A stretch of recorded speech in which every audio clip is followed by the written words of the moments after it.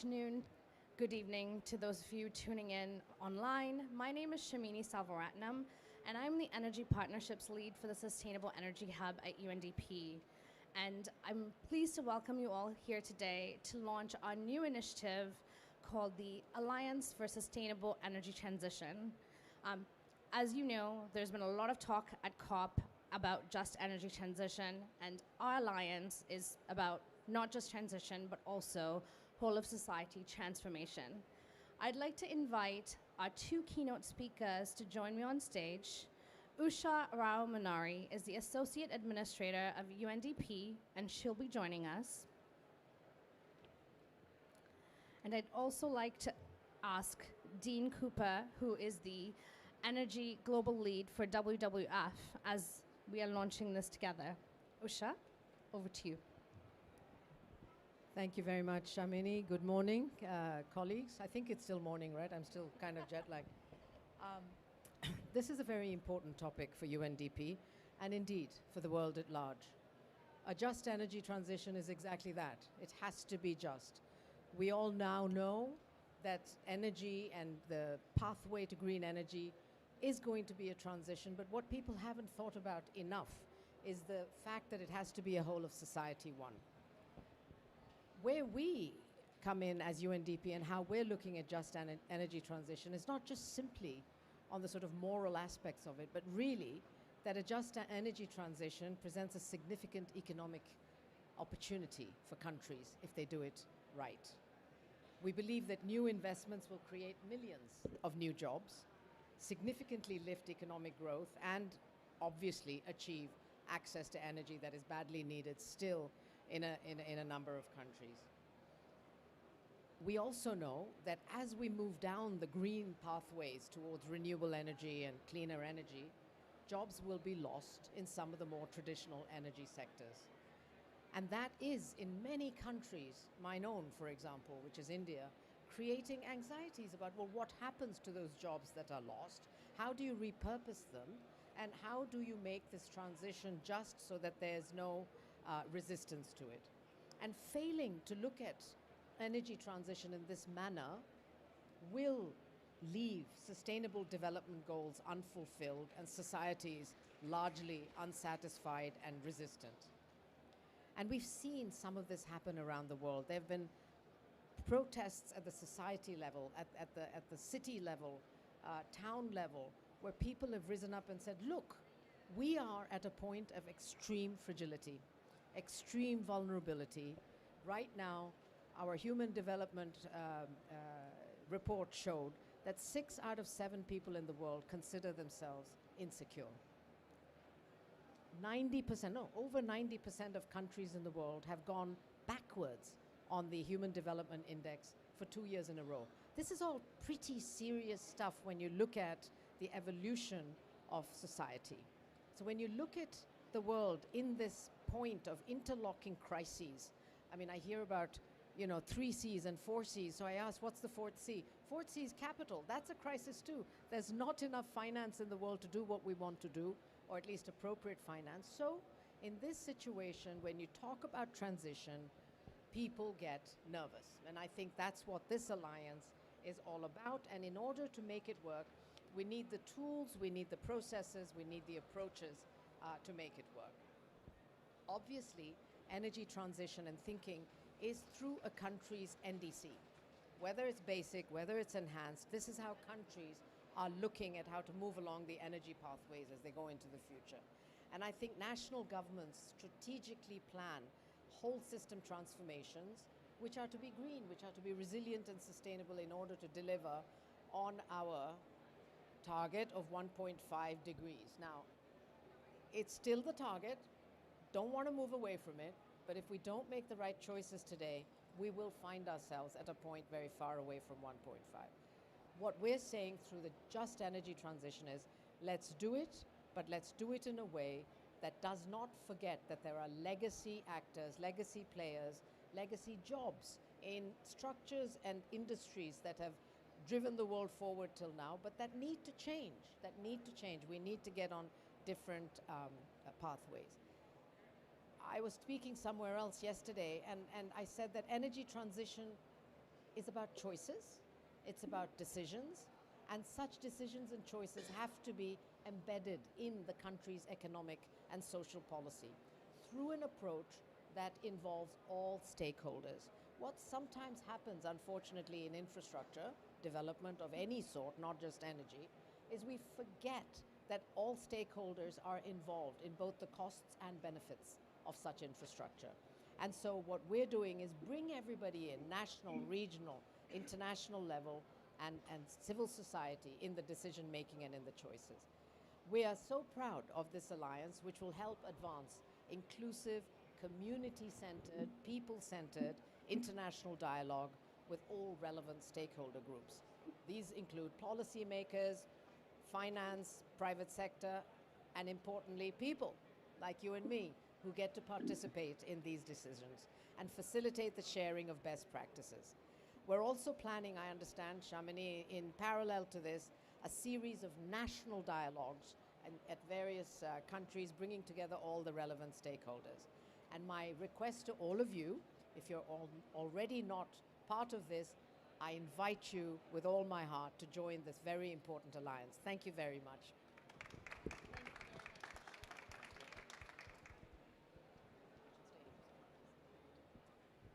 So from my side, this is the problem with going second in a process, is that the first person's already said everything you wanted to say. So I'll ditch my script and I'll tell you something a little bit more broad. But first of all, I mean, also welcome very much to this launch of the Alliance for a Just Energy Transformation. And in particular, I wanted to try to tell to you what is the difference we're seeing between a transformation and a transition. Because we all know that this launch couldn't come at a more crucial time.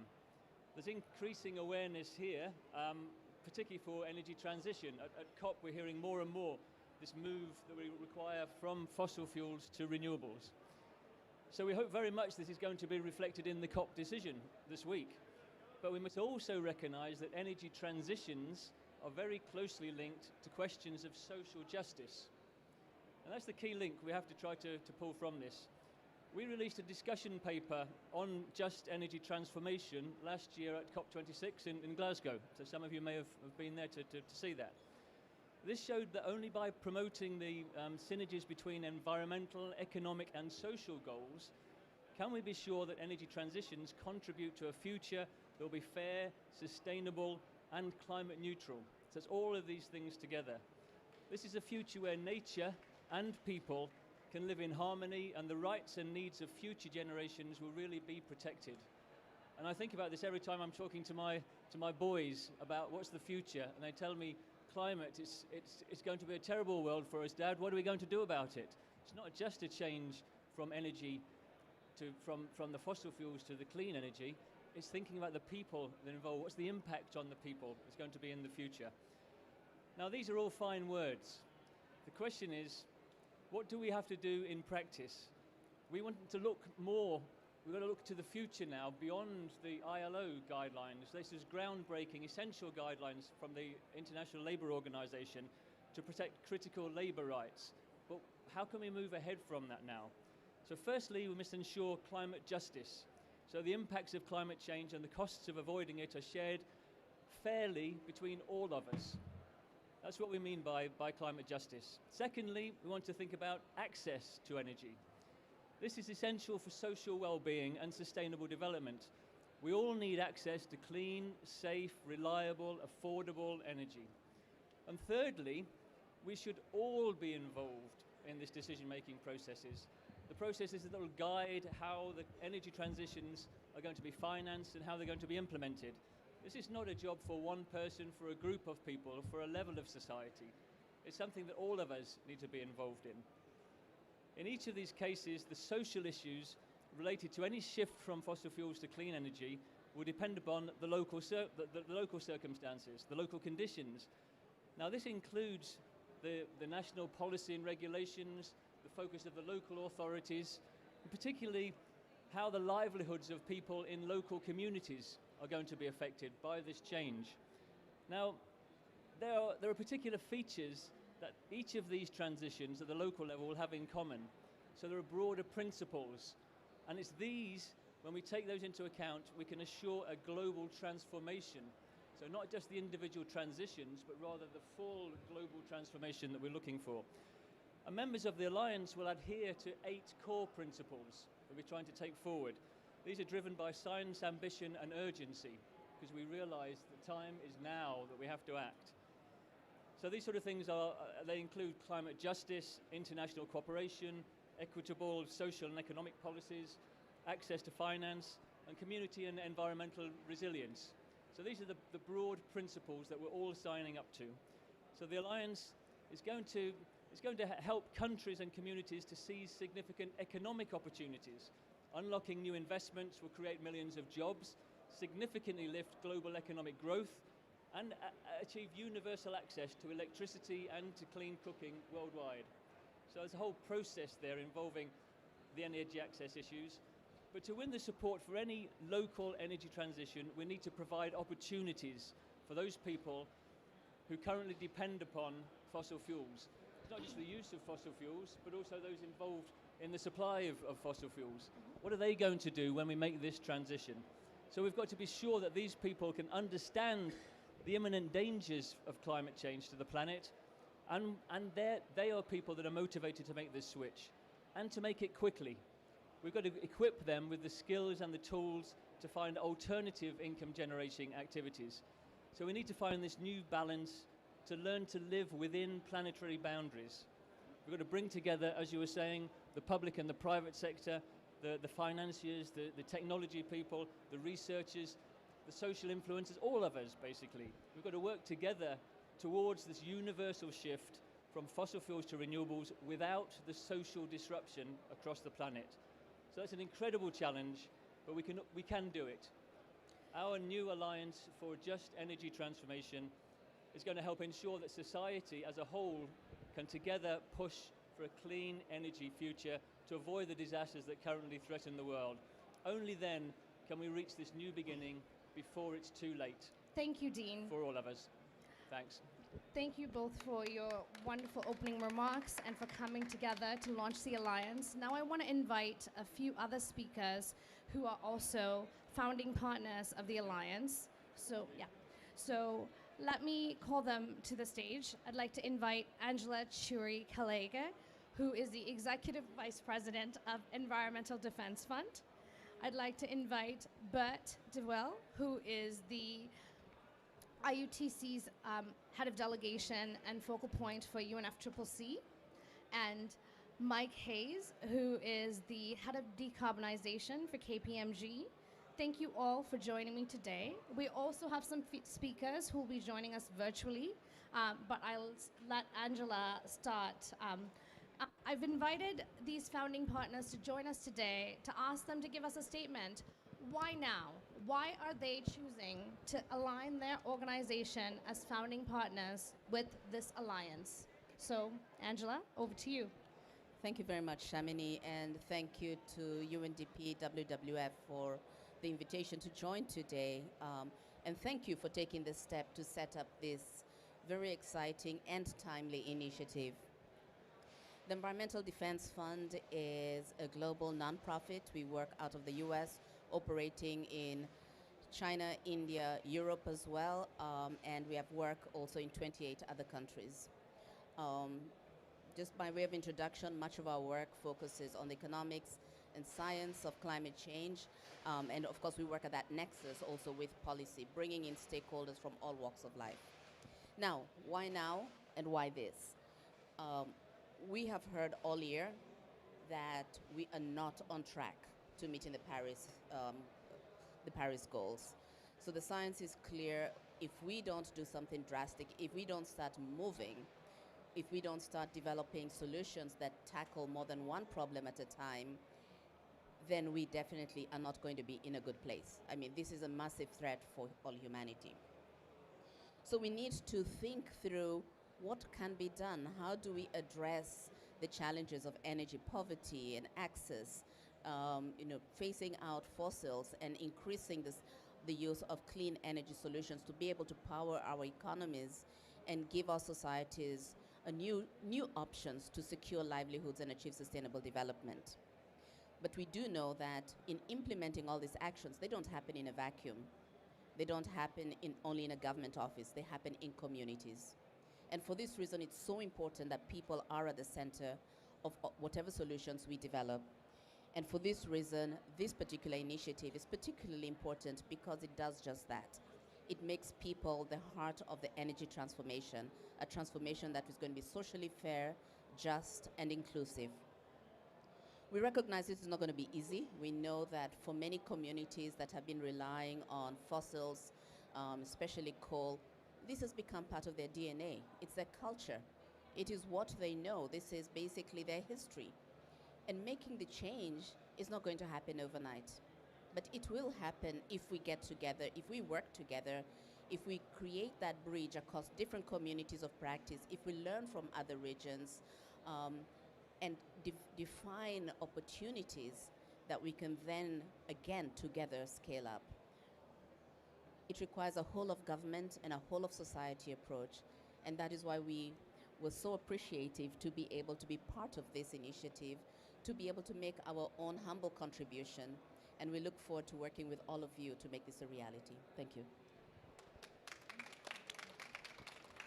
Thank you very much, Angela. And with that, I'm going to have to excuse her because she's going to join the UNDP Hour to speak about this with several other panelists. So thank you for joining us. We appreciate you being here. Now, everyone who has spoken previously have mentioned people, they've mentioned workers, so we cannot launch this alliance without including, the voice of workers and their representation. So Bert here will be inviting you to make remarks on how you see the role of workers in creating this social dialogue and this inclusive conversation for the alliance. Okay, thank you very much for the invitations and congratulations with the launch of the event. I would like to build on what the earlier speaker said, and that the people are anxious about the transition because they are living it at this moment everywhere. Like people in Africa have been living it since many years. Now even the Europeans are living it. Imagine, so it must be serious. So we have to really step up the work and build trust to make the ambitious policies that are needed. Because like if we look to pre-2030 ambition, we see that the NDCs that we have now will lead to an increase with 10% of emissions, while everybody knows we need minus 50. So the task before us is gigantic, and in order to implement these changes in society on our energy system, we will need huge investments to transform our societies. I think that energy transformation partnerships will be crucial to do this, and they will have to be trusted by people to be successful. I think that there are many instruments on the table to do this. The Paris Agreement has crucial instruments to deal with this trust.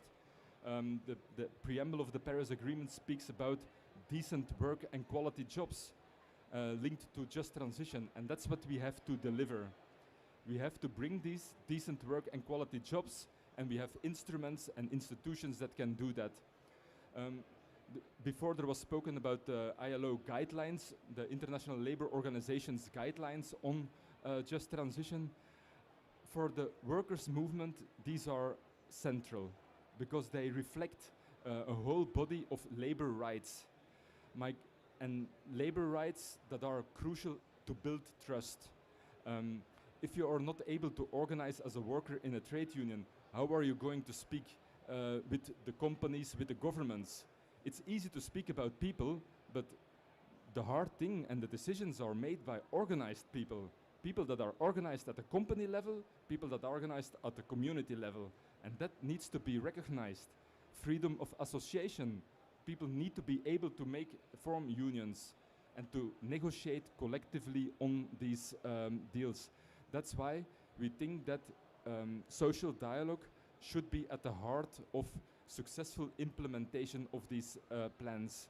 Only in that way you will build the trust with the workers, with the communities, with their families in these processes.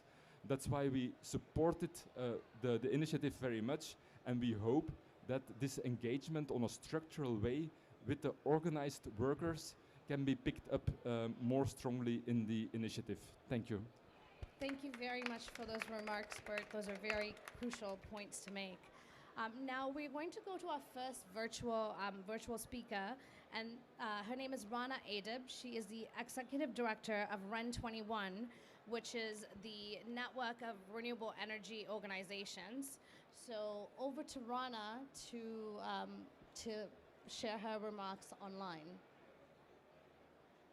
Video.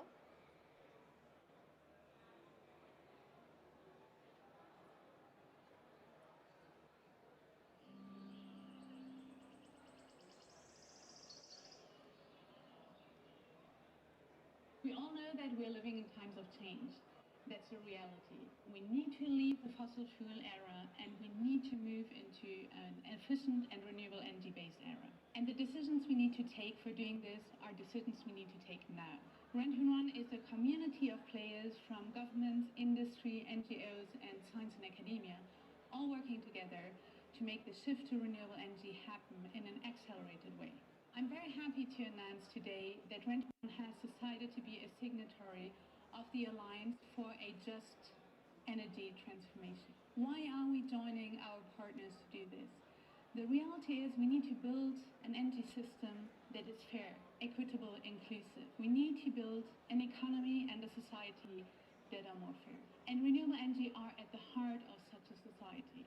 So we're very much looking forward to work with our partners and the broader community to also make sure that the transition from a fossil fuel-based era to a renewable-based era is happening in an inclusive, equitable way. REN21, all our members are very much looking forward to work together with you to make this happen and have interesting, constructive discussions, but also allow for a confrontation of different ideas and perspectives. Because the reality is, the future will be a better one if it's ours altogether.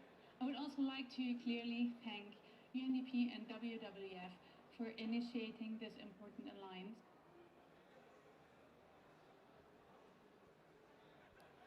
Thank you very much for that. Now we have one more speaker. I'm not sure. We've been having some technical difficulties. Not sure if he's online. He is Simon Hodson, who is the CEO. He is online. Excellent. Who is this? Yeah, apologies for the lighting. No problem. So he is the CEO of Gridworks, which is a UK FD funded renewable energy developer. And over to you, Simon, to deliver your statements on why now and why are you joining the alliance? Yeah, thank you.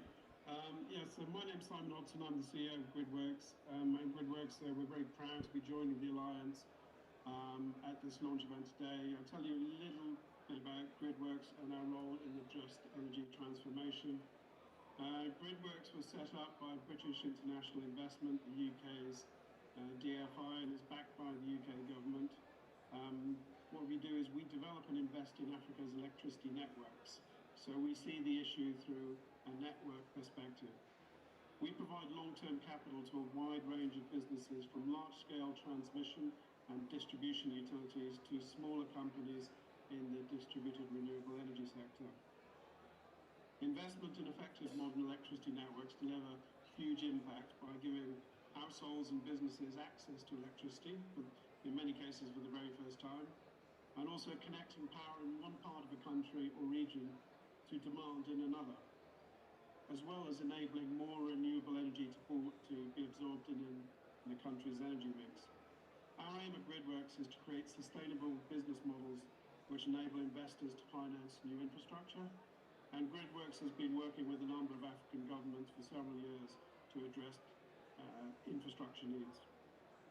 In all of our work, we recognise the importance of providing people and businesses with power, while at the same time limiting carbon emissions. And while off-grid solutions are often the best way to reach remote populations, the electricity grid is the backbone of most countries' energy systems. Improvements in grid power are vital for a just energy transformation. So why do we think that the Alliance for a Just Energy Transformation is an important initiative? We want to work with the Alliance to help them create a shared understanding and action towards the successful implementation of policies and ultimately implementation of infrastructure worldwide. Energy transitions will vary from country to country, but the reality of the climate crisis and the global energy needs mean that a transformative shift is required in how we provide energy and how it is fairly distributed. Decisions on how to combine social and environmental needs are not always straightforward. Despite significant advances in renewable energy and reduction in costs, sometimes the lowest carbon option is not the most affordable for either host countries or populations, and may also not be technically feasible. Can you still hear me? We can hear you. Sorry, we just couldn't see you for a bit. So decisions on how to combine social, as I said, decisions on how to combine social and environmental needs are not always straightforward. And despite significant advances in renewable energy and reduction in costs, sometimes the lowest carbon option is not the most affordable and may not also be technically feasible. This means there may be a tension between social, environmental, and financial parameters. By bringing people together who share a desire to make the world a better place, the Alliance will provide an opportunity to discuss and explore these tensions and increase understanding of them. This, we hope, will drive better decisions about how capital should be allocated and protect the environment while ensuring that developing economies are able to grow richer by using more energy. We want to bring Gridworks' practical investment experience to bear on these conversations. I wish the Alliance and everybody in it well, and I look forward to working with the Alliance to help translate its principles to real investments on the ground. Thank you. Thank you very much for joining us, Simon, and for your enthusiastic support of the Alliance. Now, I'd like to invite Mike, who's our last speaker from KPMG, to share your insights on, you were one of our first and very excited supporters. So tell us why now and why this Alliance? Shamini, can you hear me? We do. It's actually really, really simple. So for me, there were two reasons that stand out. First of all, KPMG wants to represent the perspective of the private sector. This fantastic alliance is not going to work unless we bring the public sector and the private sector together. I've worked in the private sector and I've worked in renewable energy for the past 25 years. And our mantra has been develop, develop, build, build more renewable energy. It is now time for us to stop and think about the impact of the energy transition, increased renewable deployment, and I'm hoping through KPMG, but also inviting other private sector actors, particularly investors and energy companies, to join this incredible alliance. We've already had significant interest, and even over the last couple of days at COP, while I've been telling people about this initiative. So for me, that's the first reason why I'm bringing KPMG into this alliance as a founding member. The second reason is even more simpler. We have 44,000 people here at Sharm el-Sheikh talking about climate change, talking about mitigation, adaptation, and resilience. Here is the blunt reality. We will not be successful unless we think, consider, and bring the social aspects of this transition and transformation into account. It is that simple, that blunt. Third point, I see we have an unexpected guest, but before I get to the guest, the other reason, and it's something I feel incredibly passionate about, and we've done a lot of work in KPMG about, today, in late 2022, we have over 1 billion people globally who do not have access to electricity. I'm hoping through our involvement in this initiative, Shamini, with UNDP and WWF, that we can really renew our efforts to do something about that, because that, for me, is a fundamental part of what we're doing here. So it's been a real pleasure for myself, my colleague Apurva, and many others in KPMG to be part of this initiative. But this is not just about us or the people here today. We want other participants from the public sector and the private sector to become part of this and join up. So thank you very much for the opportunity to come and speak today. Thank you very much for having us and for joining us and supporting us so enthusiastically. So we actually have a surprise speaker who is going to give us our last word. So Frankie over to you on what you have to say to join the alliance. I also speak Dino, so I'll translate for what Frankie says. Go ahead, Frankie. So Frankie says, it's time for you humans to stop making excuses and start making changes.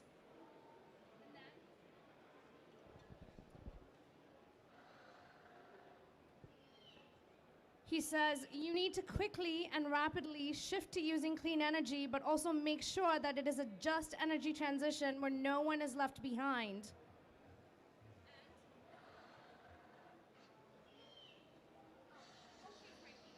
So he says the alliance will proactively bring workers, businesses, investors, and governments and communities together to tackle the perception that the transition drives injustices.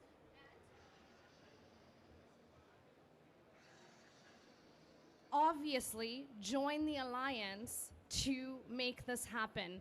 Thank you so much, Frankie.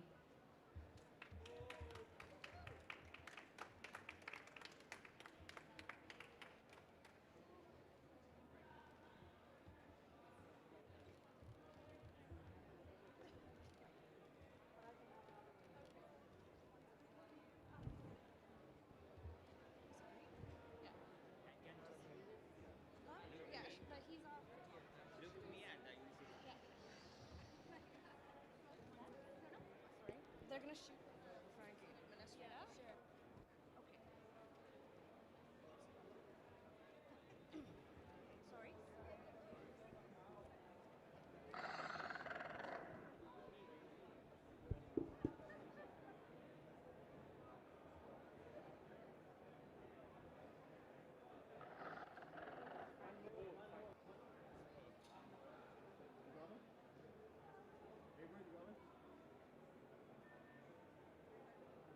Thank you, Frank. Thank you, Frankie. Thank you. No problem. Do you know where Manuel is? Manuel is he's on his way over there. Oh, he is? Yeah. Thank you. He's not here, so he's. Yeah. Oh. Thank you so much, Sonia. This was so great. Thank you so much.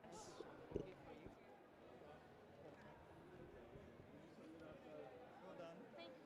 Told you it was great. It was super. Did you guys know that I speak Dino? We do now.